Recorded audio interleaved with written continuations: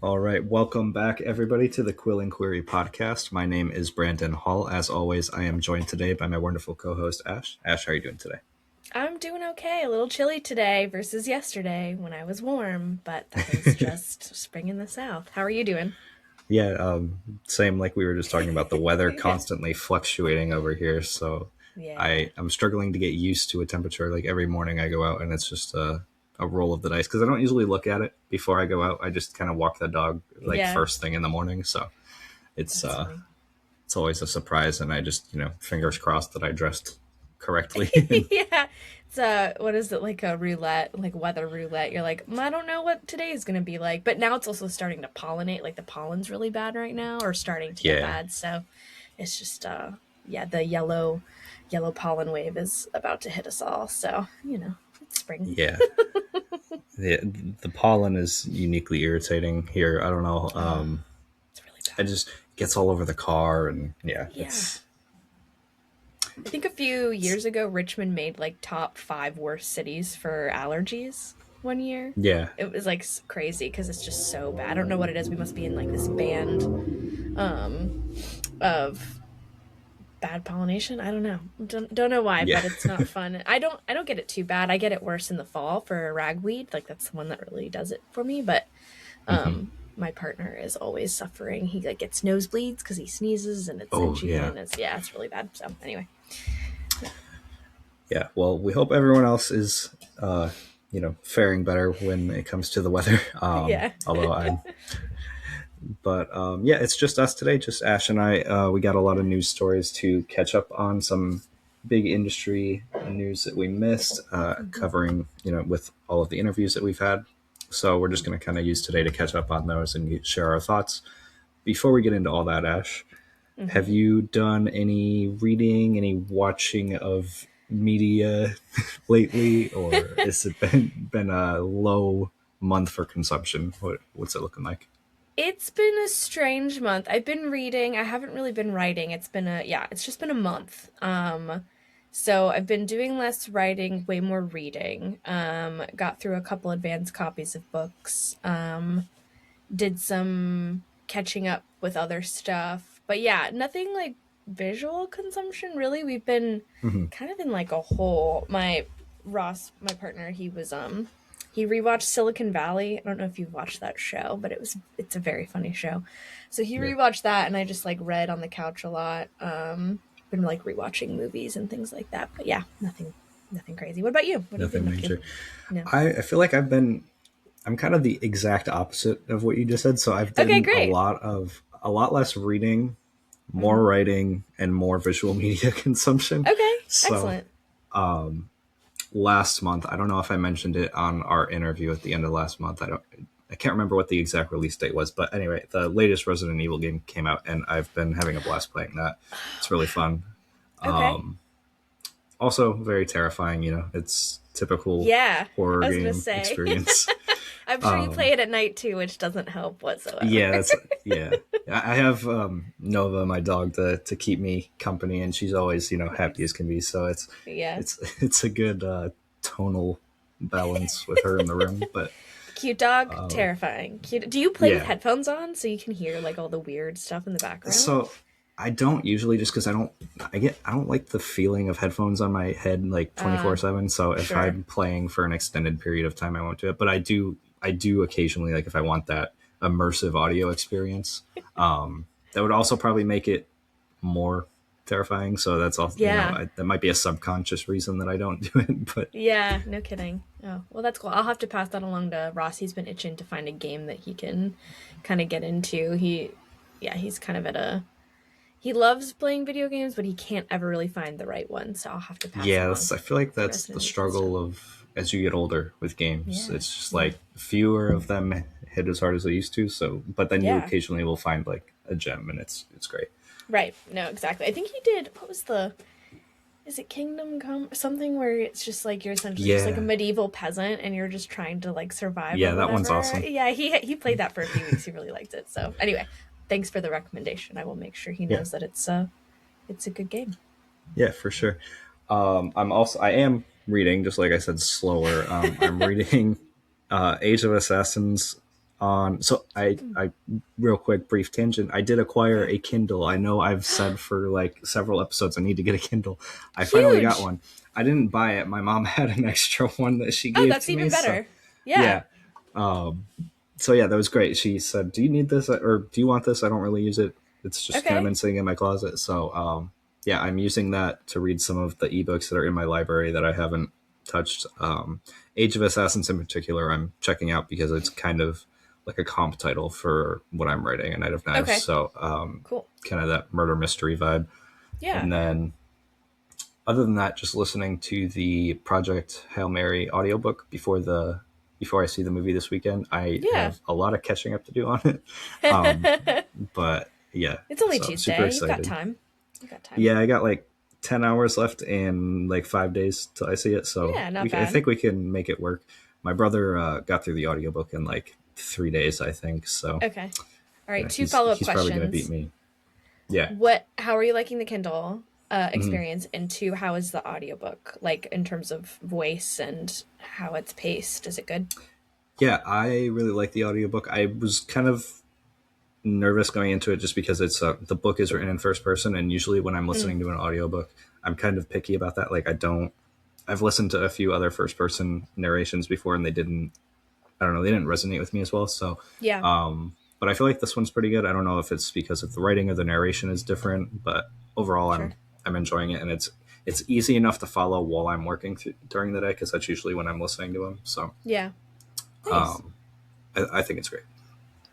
Awesome. And I'm also really picky when it comes to like how the narrator sounds. I know that sounds like really Yeah. judgmental, but No, that's why I asked because I'm really particular. That's why I really don't do audiobooks very much. There are a couple mhm, that I've enjoyed, but I'm so picky with it. yeah, It can really take you out of it if it's just like not the right voice or if there's like yeah, yeah, if the characterization of the characters don't match the actual voice actor or mhm, actress, it's not their fault, but yeah, sometimes you're yeah, like right. And should have been a nothing different against the person. narrators. It's just like Exactly. Yes. mentally for me. Not for me. And the Kindle, I'm loving it so far. The thing I Nice. love about the Kindle the most is I can lay in bed and read it with the lights off Yes. and not burn my eyes. So Yeah. that has been like a godsend for reading a little bit at night before, rather than staring at a screen watching TV or something. Because Yeah. reading's, I mean, it's still a screen, but it's a less harsh Sure. light going into It's the eyes. So less 5 second dopamine hits and more just yeah. slowing down and reading. No, I think that's like the number one thing most people say when I talk to them about getting Kindles. They're just like, "Oh, Hmm. now I can read in bed." I think my friend has like a on her side table. She's got like the arm that you can click your Kindle in, so you could just like lay Oh, down that's and you so just cool. click the thing. And I'm I like, didn't. "That's yeah." Oh I didn't even gosh. know that was like an accessory you could purchase. I see the issue I would have with that is I would just fall asleep too fast if I didn't have to I was hold the gonna say device. it's like wait. No, I fully agree with you. I would like I have a hard time falling asleep when I'm reading just because oftentimes I get like way too into it. But I do feel like Yeah. if I wasn't physically holding anything and just like a little clicker, it would be so easy to just like just roll over Yeah. and crash. Yeah, All right. Well, glad to hear. Sorry, I got a notification. that's okay. Anyway, with all of the all of our intro stuff out of the way, um, don't really have any podcast updates or audience questions or really anything other than I just want to shout out all of the engagement we've been getting specifically on TikTok. Yeah. I know engagement is something we talk about a lot, wanting to see more of it, and people have been chiming in a little bit more to share their thoughts or their thoughts on our thoughts Yes. in some of our TikTok clips. So that's been really It's fun to been see. fun. Yeah. So thank you guys, and hope to see more of that for sure. Yeah. Agreed. All right, I think we can go ahead and dive right into our news stories. I think I will take the first one Sure. since I think this was one of mine. So we've talked a lot about AI in the publishing industry. I think there's obviously and understandably so a lot of concerns about the big publishers and how they're going to kind of approach these things when it comes to publishing works that are generated by AI, assisted by AI, and all of Mhm. that. And so I wanted to talk about this latest story. This one I saw. This one's fairly recent. It's this month. Mm. So Hatchet Book Group was publishing a novel called Shy Girl. I did not know about this until I saw this story. Yeah. So I hadn't heard about the novel until now. But they have since pulled the book because of suspected AI use. They withdrew it from publication because online a bunch of allegations about the prose just sounding very kind of artificial and unnatural, Mm. very similar to what like ChatGPT will put out if you put in a certain prompt and things like that. Yeah. And I guess there was a lot of discourse around it online, and it got to the point where they conducted their own internal investigation, and they've since pulled it from publication and removed it from all the platforms it was currently available on or set Mm. to be available on soon. So, with that said, how do you feel knowing that one of the the larger publishers is kind of taking this stance? And do you think this was more in response to the public outcry, or like do you think they would have been fine with it? Do you think they maybe knew? I don't know. I've seen a lot of debate about this on like Reddit Yeah. and stuff like that. So I'm curious to hear Yeah. just how you're overall feeling about it. I think it's, if we were to take it like just cut and dry, I think it's Mm-hmm. great that publishers are taking at least a marketing stand, you know, protecting the brand. I think AI is a contentious topic at best. AI in particular in like creative spaces. So I'm glad to see that a big publisher was uh, smart enough to say no. I think I read in the article that you shared that it was also originally self-published and had like thousands of reviews on Goodreads or stuff or something like that. Oh, I okay. guess I my think I missed that. yeah, I think let me see if I can find the sentence. Let me see. Let me see. Yeah, originally self-published in February of 2025, Shy Girl has almost 5,000 ratings on Goodreads with an average of 3.51 stars. But in early 2026, some said that, especially on Reddit, they were circulating the ideas that, this was written by ChatGPT. Um, And so Yeah. it's interesting. I think that's where like our niche interests of like the self-publishing space and the big publishers connect, because oftentimes we were talking about this with Nika and during our Mm-hmm. interview with her about how a lot of fan fiction or self-published books will get picked up due to popularity by big publishers. I guess my questions to the publishers would have been like, why, with the rise of AI and ChatGPT influenced writing, why isn't that built into your acquisition system when it Mm-hmm. comes to acquiring a book or picking it up to be mass produced? I think it's obvious that more research should have been done. So yeah, I think on its face, I think it's good. I think it's good that they're taking a stand when it comes to this kind of stuff. I'm glad the community kind of showed up and was just like, I think that this is not right. That can be Yeah. dangerous, obviously, because some people can get accused of AI Mm-hmm. writing and they're actually not. So it can tip in the wrong direction. But in this case, I think it's great. What are your thoughts? Yeah. As far as their public statements and everything go, I think they're taking the right approach with not discussing it too much, but they've done the right thing where they pull it from publication if that's what their internal investigation Yeah. found. Yeah. Because we've talked about the danger of AI accusations without Mm. basis before as well. So I think you know I would like to know what goes into the internal investigation, and like you said, why that wasn't just part of the initial acquisition, just Yeah. to you know avoid this situation entirely. Hmm. But yeah, I trust that they probably saw something that indicated it was published or written, not published, written by AI, and Yeah. they're trying to avoid the blowback from that. I just hope that this is a continuous trend, that it's not just Yeah. like, well, while AI is unpopular right now in creative spaces, and we'll try to push it again, 6 months down the line. Hmm.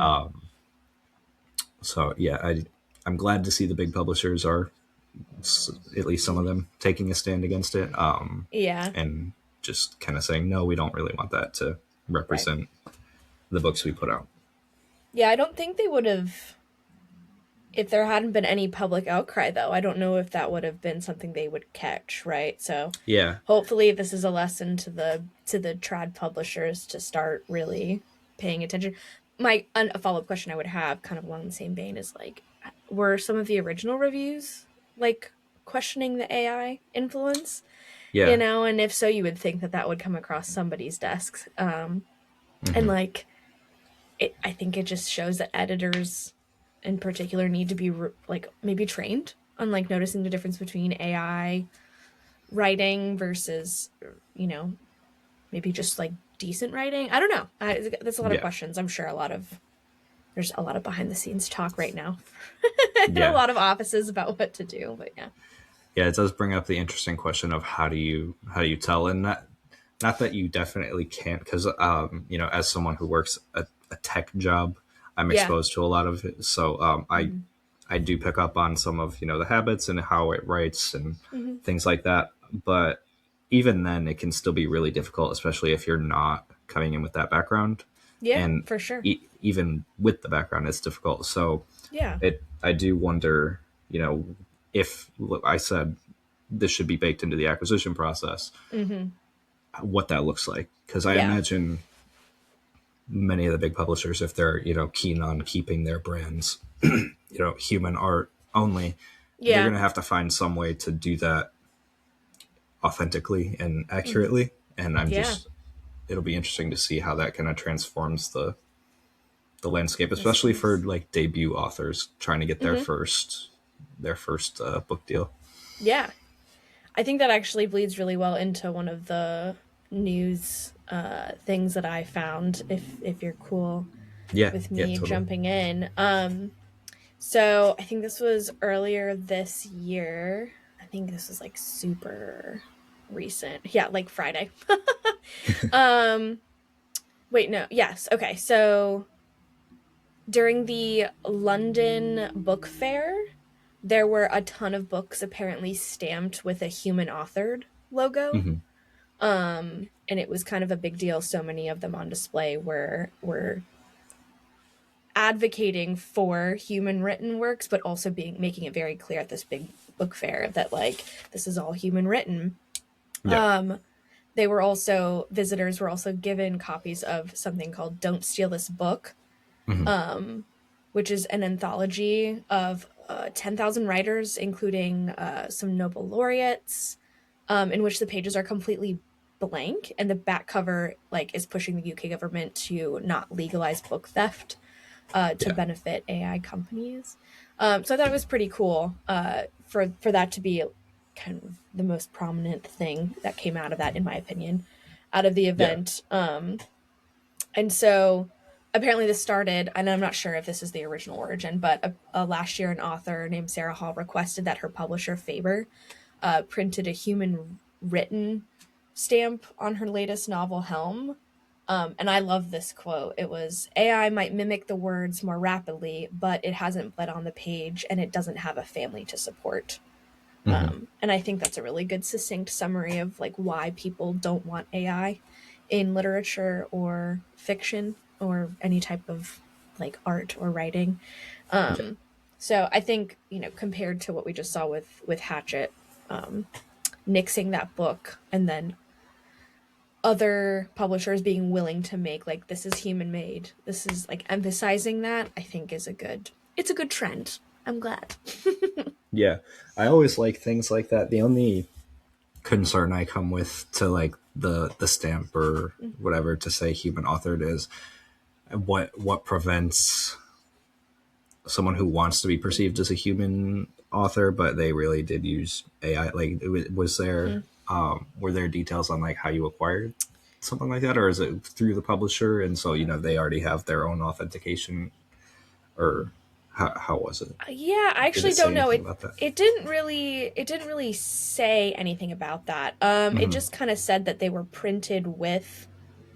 are being stamped with human authored logos at this week's London Book Fair. The Gotcha. Society of Authors described its labeling scheme as an important sticking plaster an important sticking plaster to protect and promote human creativity in lieu of AI labeled content in the marketplace. So it sounds like it was more of a collective choice, Gotcha. um, done by authors, and I think Faber with Sarah Hall also was like in agreement.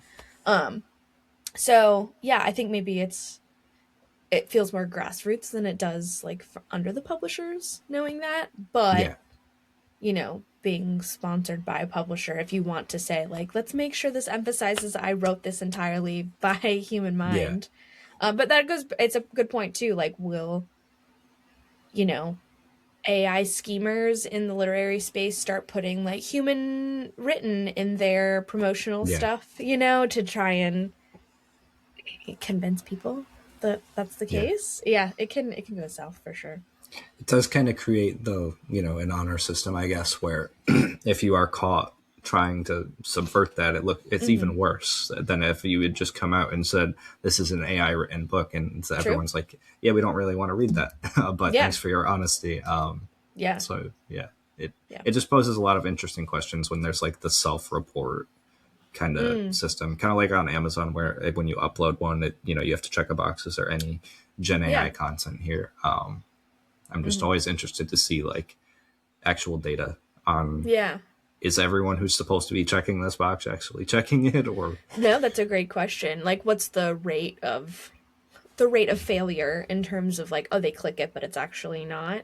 Mhm. Yeah, I think we probably touched on it, but I don't think we've really talked about like what we should be doing or asking of big corporations like Amazon and things like that, or like these big publishers. Like, where are those stop gaps? Where are those check marks? I think it's one thing for a community to definitely not police, but self check everybody. But on the flip side, like I mentioned earlier, so many people get accused of it, and they're like, I didn't use ChatGPT, like I didn't Yeah. use it Gen AI at all. Like, I think the hyphens are usually whatever. Yeah. But The yeah, it's just like, what can we do? Well, we can start these goose rats, grass. that was There we that was go. a good That's one. our logo next is Goose Rat. It's grassroots organizations and like groups really trying to promote it. But yeah, like, is there going to be kind of a overarching go-to system? Are there going to be Mhm. punishments? I mean, Yeah. I don't know. It's still such a whole new Yeah. world. We're still in such a like figuring it out phase. This is Yeah. all kind of taking shape and then changing week Yeah. to week. So it's really Right. interesting to watch for sure. Right. For sure. Well, continuing on the theme of AI, I'll jump over to my next news story, which is another positive result. I feel like Yeah. outcome from this one. This one came from last year, but I don't think we ever touched on it, so I did want to highlight Mm-hmm. it. And it was just the Anthropic AI settlement for authors. So Mm-hmm. in one of actually the largest copyright settlements when it comes to AI, Anthropic AI, which if anyone doesn't know, they're the team behind Claude. So one of the leading companies in the AI space Yeah. has agreed to pay $1.5 billion to settle a copyright infringement lawsuit that was brought to them by a large group of authors. Mm-hmm. So this covers, I think, about 500,000 books, which, if you do the math, breaks it down to like $3,000 of compensation for the authors. And in addition, I think there's this was when like the settlement was still being worked out. I think Mm-hmm. since then they've like, as much as we hope they'll stick to it, they've been told they're not allowed to do this anymore. So, Yeah. I know $3,000 sounds like maybe not that much money for each individual author, but I think it's an important ruling in that it establishes that they do need to pay to train their Mm-hmm. models using a published work. They can't just Mm-hmm. scrape it off the internet and train their LLMs on it and then have it output similar Yeah. results. Yeah. But yeah, what did you think of this one? I know this one's kind of been in the news for a while, so I didn't know if you've had time to like sit on it or if it's still kind of new to you. No, yeah, I got some news about it, and I think it's a good. What do you? I'm obviously not a lawyer, but what is it like? There's a term for when it's like almost the first of its kind of like Precedent. precedent. Yes, thank you. Yeah. Sets the precedent, I think, for future lawsuits or future laws.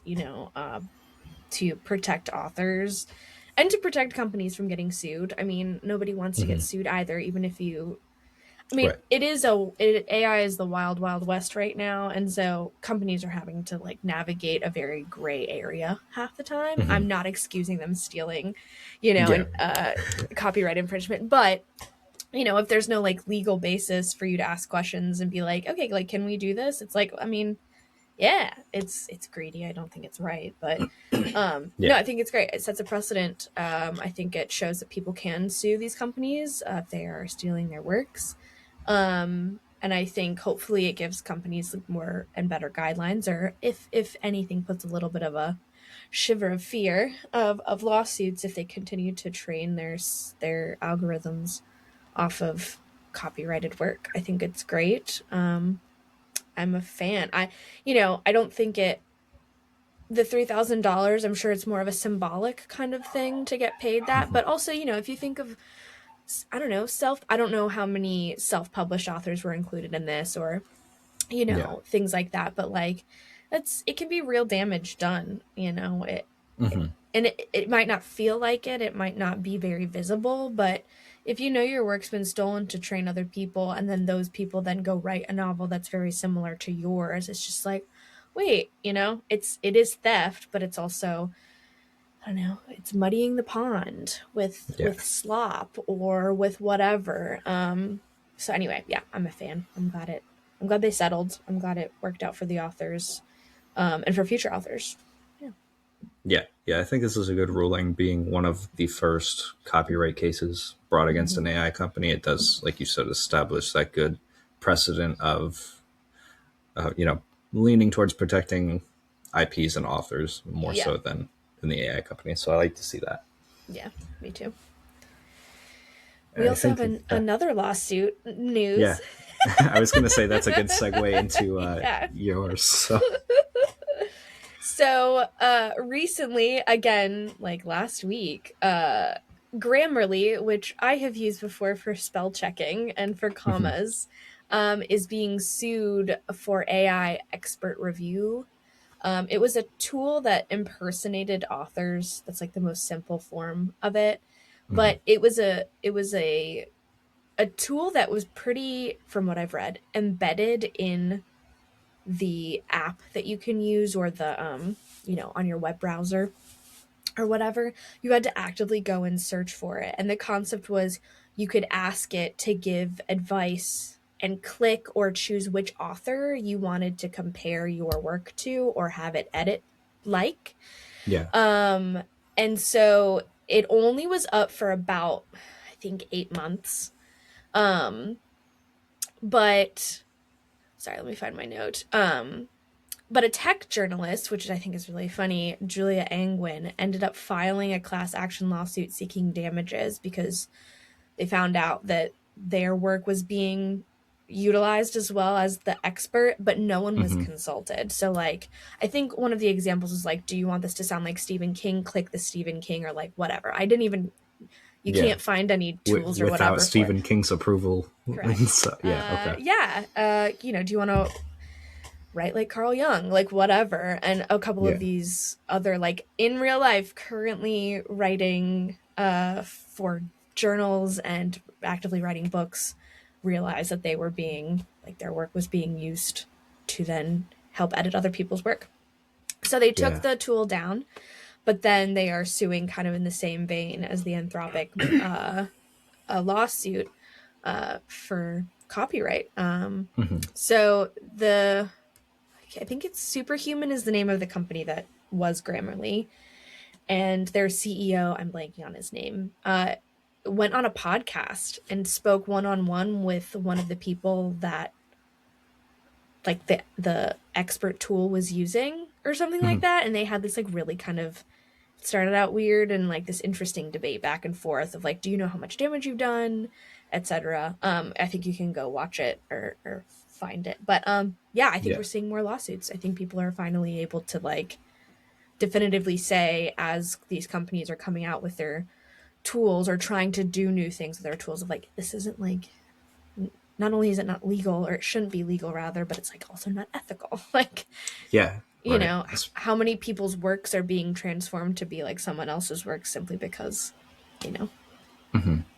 a company is like, that sounds like it'll be helpful. I know Grammarly's been kind of a hot topic recently. Just like some people, I turned off, and I guess I'm just not going to use it anymore because I don't even want to touch it if it's just not Yeah. like at all remotely ethical. But I turned off all of the AI options that you can have it do, so it's like essentially just a spell checker now. Mhm. But I'm personally gonna remove it and just be like, if there are any spelling mistakes, that's the reader's problem. That's not my problem. I forget what the trad publishing allotment is, but there's a certain number of typos allowed per like certain number of pages. Are you Oh, familiar with I that? know, I've never heard of this. Hang on, let me see if I can You'll find have it to because look this that up. is That's interesting. this is important information that we need to share. Because sometimes I'll see one, but it feels like it does feel rare for like a misspelling or a bad grammar moment to Yeah. happen. Okay, so it says there's not technically a defined industry standard, but for most companies, 1 to 5 typos per 10,000 words, roughly Okay. 15 to 25 in an entire typical novel is considered tolerable. That feels high. It does feel high, but I can definitely point to a couple copies of A Song of Ice and Fire I have where Yeah. there are some typos, and I know Yeah. because I'm such a Song of Ice and Fire nerd that I know that when the Yeah. names are spelled wrong, and Sure. so yeah, it does seem high, but I think in the context of like a large book, you might not notice.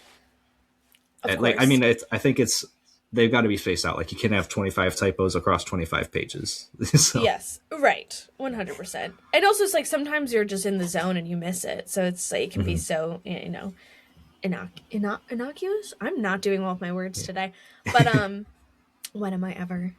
But yeah, that's interesting. I think I find it to be rare. There are rare moments where I will see something Yeah, misspelled, but that's interesting. Yeah. yeah. Grammar's I saw hard. that number a while ago, and I was like, that makes sense, but I didn't know there Yeah. was like an official number. Yeah, Um, that's interesting. but yeah, back to the Grammarly thing. That raises a lot of interesting questions, especially because it's like trying to mimic their voice specifically. Like, do you Yeah. want to sound like George R. R. Martin or this other author or Robert Jordan? Like, name it. Yeah. That to me, just based off of the Anthropic settlement, that seems like cut and dry copyright infringement, especially because Yeah. it's trying to mimic like it's blatantly trying to copy someone's work by name Yeah. without attributing anything to them. So Yeah. it would be interesting to see how that one goes. Yeah, I think it's interesting though because it does attribute the changes, right? It offers up suggestions or way to, to edit yours to sound like someone else's voice, but I guess it distinctly told you, and this could be wrong. I could not find any like succinct like examples Yeah. um of like what that looked like because the tool got removed and then so I don't know if like from the articles it made it sound like you could actively go and click on somebody like their name or whatever and have that be your expert that was helping you along. So it like Okay. technically was like, "Oh, do you want to sound like this exact person? Okay, great, Mm-hmm. click." Um but as you said, didn't act it made it sound like or assume people assumed that it was okay. Like the authors Yeah. who authorized this were like, yeah, that's fine indeed. But you know, ChatGPT and Claude already do those things. I mean, you could literally be like, I want to sound exactly like Mm-hmm. Stephen King, and so make my paper sound like that. Um, Yeah. so I don't know how much this is going to do. I really don't know like where the lawsuit is going to go. I don't know if Yeah. this will be like just kind of seeking damages or if it's going to be kind of like what the Anthropic one is like kind of like, no, we're setting precedent for future use cases. So I don't know. It'll be interesting to see what happens. We'll keep an eye on it. Yeah. I always find it odd that people like with these AI tools, a big recurring theme is mimicking someone else's voice because Mm-hmm. you hear a lot that that's a big part of the, I guess, the beginning of your journey as an author is just finding your unique voice because Hmm. no one else writes like you do. And Yeah. just shaping that takes a lot of practice, and it's a Hmm. big part of the process. So Yeah. I don't know why you would want to sound like someone else. There was this interview with Joe Abercrombie that I saw a long time ago. I think it's 10 years ago or something now, Hmm. where he was asked about, do you ever wish you wrote something like this? It was another show. It might have been Game of Thrones or something like that. Just because he was very big in the grimdark space, and so they were Yeah. just comparing his works that weren't getting a lot of attention at the time to like the more successful stuff. Hmm. And so, but I loved his response. He said, "I'm very proud of the books that I've written because they're me. They're no one else can write these, and no one else could Yeah. write a Game of Thrones like George R. R. Martin. So no, I Right. wouldn't want to write that." So yeah, it's just interesting to see that some people don't think that way because Yeah. I want my books to sound like me. I don't want them to sound like Yeah. Martin as much as he's my favorite author. Like Hmm. he should come through as an inspiration, but it shouldn't read as derivative or Yeah. imitation. That was the point that I was going to make. I don't think there's anything wrong with wanting to even emulate someone, like Hmm. especially when you're early on and trying to like learn, like you said, your own voice and your own style. There's nothing wrong with taking influence and admiring authors and wanting to write like them, Yeah. but that's where the process comes in. That's where that quote from earlier comes in, like the blood on the page. Like I am putting Hmm. work in to not be a copycat and to have my own unique voice, but I am influenced by these people and there's nothing wrong with that. I mean, that's why comp titles, you're like, "Oh, this is Yeah. Right. something similar. This is why the market would like it." But yeah, as you said, there's yeah, just copy mimic is a great word. I think that's all it does. It's just like mimic someone else's stuff without any of the heart and the soul. Yeah. And I've watched a few YouTube videos of people being like, "Okay, here's a poem written by Gen AI." And on its face, sometimes you're like, wow, that's like absolutely beautiful. But then when you know that it's like, it's been trained on some of the best poets in the world throughout Yeah. history and other people's writers, it just like, it loses all of its potency. You know what I mean? And Yeah. some people have a hard time kind of going that layer deeper. And so, yeah, yep, yep, yep, yep. I Yeah. don't want to Yeah. go on That's a a good tangent. point. I like the because yeah, it can sound great when it's like you Right? said, spitting out what it thinks you want to read because Mm-hmm. it's trained on all the things it knows you like. So Right. Right. yeah, I think that's it for the AI stories. Thankfully, we're all out of the Yeah. litigation and artificial intelligence stories. We have a couple other ones. I'm trying to debate which one to go with here first because I don't know which one I want to end on. But Why don't we end on the more positive one? okay, we'll start with Yeah. this very interesting one that I came across just on Reddit. Unfortunately, do you want me to share this one or I can share this one, then you can end on the okay? Brandon Sanderson one if you'd like. Yeah, sure Um, thing. so this is from a few days ago, found on Reddit.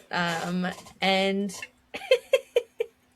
apparently an ad was placed right in the middle of a narration. So I couldn't tell what book is this from. I don't know. They might have deliberately hidden Deleted. the Okay. book title, so I was Yeah. unable to find it. But So it reads, this is obviously in a book, or it says in the middle of the narration. So assuming the narrator's talking, it says 9. Can't tell if it's 9 a.m., but I'm assuming, or p.m. But by this time, I'm actually in bed reading a library book or watching a movie on my phone. As a gift to myself, I open a subscription to the Hallmark Channel so I can stream unlimited romances for $5.99 a month, and they're the perfect way to unwind at the end of the night. And then the rest of the paragraph just goes on, rests their pillow, etc., etc. did you read this before just now, or was this? This is my first read of this. I didn't look at it. I thought you would Oh, appreciate it. Yeah, it's oh my it's pretty god! in your face product, but because I saw Right. the title of the Reddit post and I was like, oh come on, it can't be that bad. And then I read it, I was like, oh that's pretty I mean, bad. it is. It is. Yeah, and it continues. As I turn out the light and rest my head on the pillow, I revel in the comfort of happily ever after, of families reunited and scoundrels set packing, of treasures uncovered. of treasures recovered and honor restored. Which is like, Yeah, it's a so Hallmark? Whose treasure? Whose honor? Like, none of that. yeah. Oh, God. Oh, God. Yeah, it's this is the first time I'm learning that of product placement this egregious in a book. Um I don't really know what to say about it other than like it's so weird because if they had just mentioned like the Hallmark channel, that's the totally normal, like you can mention like real life stuff in your books Right. within like certain limitations, but this just reads like you're watching an ad. It's not even I, like cleverly disguised product no. placement. It's just like boom, we're interrupting the prose with the PR speak for the advertisement, and then we'll get back to the Yeah. It's is like, have you seen the Truman Show, the movie? I don't believe so. No. Okay. So it's essentially about a guy who has no spoiler alert, but not because it's been around for a while. Yeah. It's got Jim Carrey in it. He's a main character, and he essentially doesn't know that he is being like filmed throughout his whole life. He's Okay. on like this Yeah, I set remember the television premise. show. I just yeah. Yeah. But because it's like a television show, they every now and then they'll be like, "Oh, honey, you just need a can of this." And after a while, he starts to be like, "Why are you doing that? Why do you keep doing that? What who are you looking at?" Yeah. So it feels like that. And also, if you watch a lot of K dramas like I do, you can just so clearly tell when a product placement is just like right there because they'll be like, "Here you go," you know. Yeah. So it's just like, keep advertisements out of books. I already paid the $10 to keep ads off of my Kindle. Like, no Yeah. one. Oh, what are you doing here? I would be so curious if they got sponsored by that. Like, if that was like an actual like, if this is like a romance novelist or Yeah. like a popular romance novelist. I really do wonder if they were actually like, Yeah, because I mean, there's bound to be some crossover there. I'm sure, but I just don't maybe. know that this is the way to take advantage of that. Yeah, no. And also, how would you even like in the back of the book? Is there like a promo code that you're like, you can go Yeah. whatever? You know, it's just like, geez, Louise.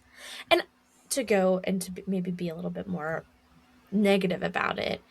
Once not that this doesn't already happen, but I Mhm. feel like once you start adding like sponsors into book culture like that, you run the risk of like warping your voice or your novel or your story in order to make it palatable to potential like companies that you want to Yeah. sponsor you. You know, like that's how it is with Right. YouTube. That's how it Yeah. is with TikTok and all these other things. So it's like, do we really want that in the book space? And I know it's already probably like that. You know, the big trad publishers are like, you can't say this and we don't want Hmm. that. And, you know, I'm not ignorant to know, or I'm not ignorant enough to be like, oh, this doesn't happen anywhere else. But I'm like, Yeah. something that insanely like in your face in a book seems pretty crazy. Pretty crazy.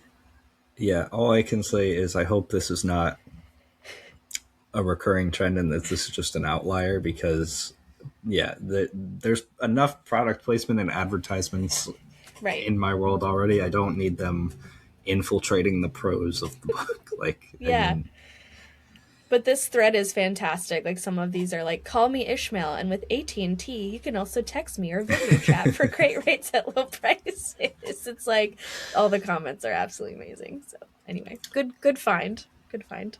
yeah, that was definitely a gem, that a rare gem I get from Reddit these days. So. Oh, All right. Well, we'll end on the more positive news story, and I wanted to talk about this one for a specific reason. So I'll get to the reason after I share the actual story. But okay. I'm sure anyone who watches Who's a Fantasy Fan is already aware that Brandon Sanderson has signed a deal with Apple TV to produce a Mistborn movie series and then a Stormlight TV show, and he is actively writing the screenplay for Mistborn. The reason I wanted to talk about this story was one, just because of how involved they're letting him be in Mm-hmm. the creation of this, and I wanted to get your thoughts on that from just the adaptation side of things, because I think what you see a lot of times, and it's no secret with adaptations, is they make all the promises of we're going to Yeah. be accurate to the source material and respect the author's voice, and then over time that falls apart almost Mm-hmm. nine times out of ten, Immediately. and a lot of yeah. Yeah. So what's unique about the Sanderson deal, at least as far as I've read, I don't know the actual like how where in the contract it says these things or how, but Mm-hmm. I do know that what was crucial for him to get any adaptations made was he needed to contractually have like final approval on everything.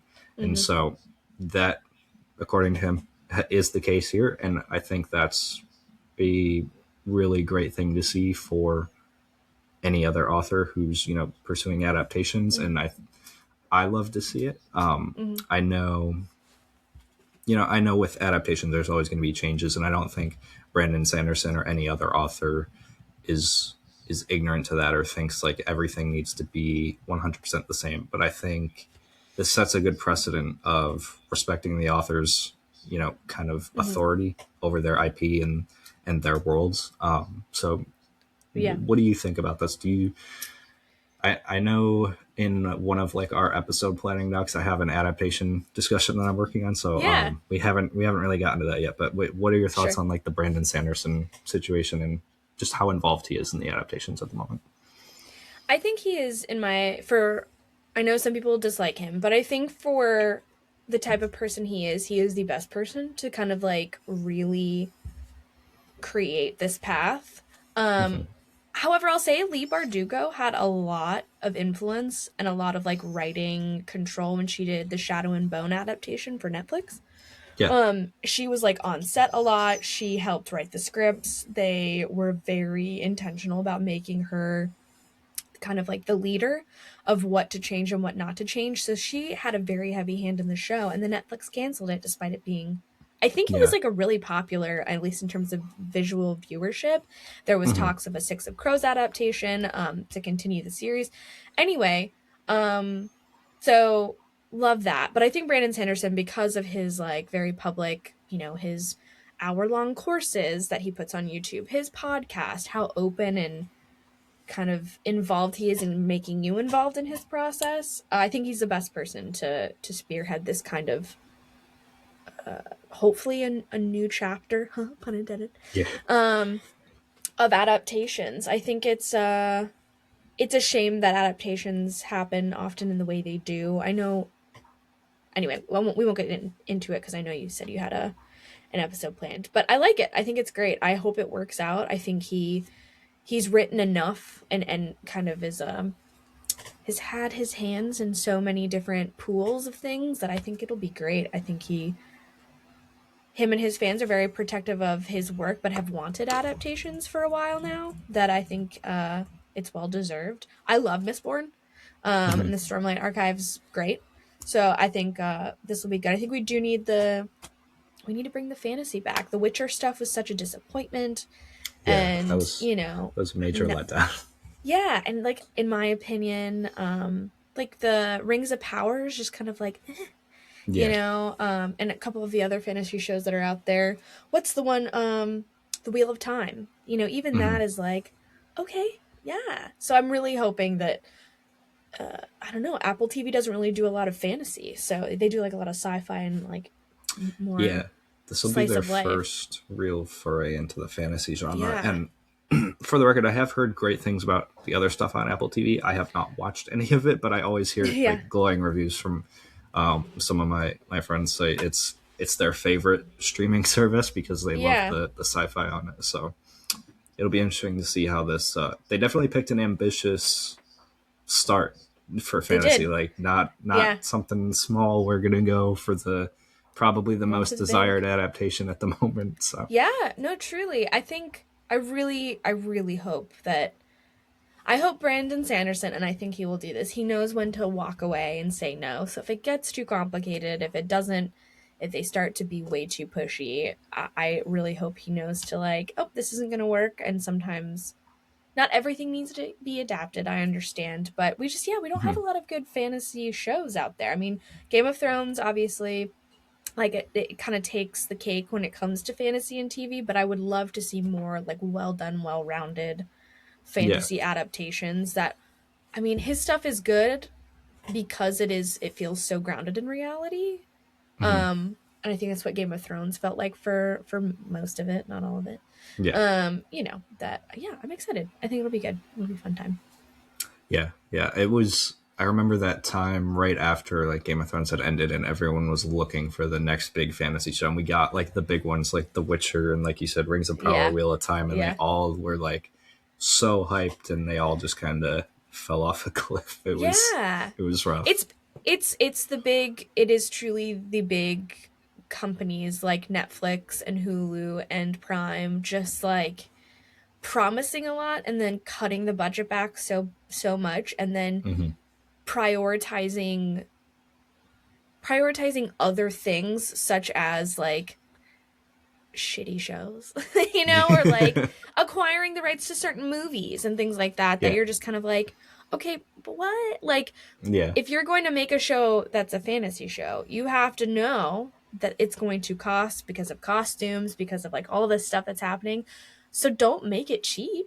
Like Hmm. don't make it look cheap. Don't switch actors 4 seasons into a show. Like Yeah, oh my god, oh my god. Anyway, yeah. yeah, yeah. The you reminded me of something. There was a thought that I wanted to say Oh, before we sign off. I'm trying to remember what it. I just lost it. why Liam Hemsworth is in The Witcher? Was that your No, but that's thought? also Okay, no. great. I don't. I stopped at season 3, so I didn't get all the way there. But I didn't yeah, watch it. I refused off of principle. I was like, nope, if it's not Henry Cavill, it's not for me. yeah, totally. Yeah. Oh no, it was about the Netflix shitty show is coming. So Oh, yeah. I always joke that if I'm ever in a tight financial situation, I'm just going to pitch a show to Netflix because they seem to they give a show to everybody these days.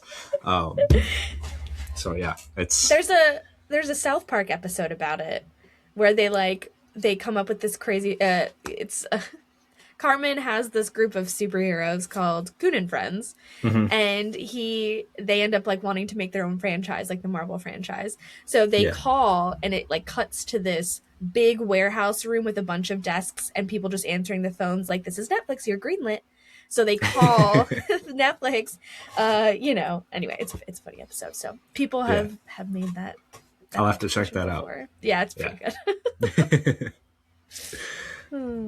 All right. Well, I think that's going to do it for Yeah. this episode, Ash. Also, shout out to Gigi in the chat if you Hi, have not watched Gigi. her interview episode or checked out her debut novel, The Split. Be sure to do that. Yes. Um, Exciting. but yeah, I think Yeah, we're all I caught think up that's on it. the big industry stories. I So think so too.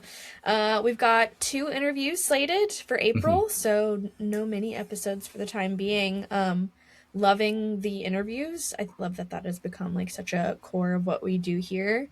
Love everyone we've been talking to. If you are an author, if you are an upcoming author or know an author, self-published, please come talk to us. We would love to interview you. Um, and yeah, just keep engaging, especially on TikTok. Even if you don't like our opinions, we love to read them. yeah. Yeah, sound off, positive or negative feedback. We'll take it all. Yes, we'll take it all. Just yeah, and I might come to regret saying that, but we'll see. Okay, let's narrow the field. As long as it's constructive disagreement and it's not being mean for mean's sake, then we're totally fine. But as you said offline, we are products of the early internet age, so we've got Yes, thick very skin. very much. All right, All right. Brandon. It's a Well, good episode. thanks, Ash. Yep, Of and course. I will see you in our next interview. I think so. See you soon. All right. All right, Bye, y'all. Bye, Gigi. See ya. see you guys.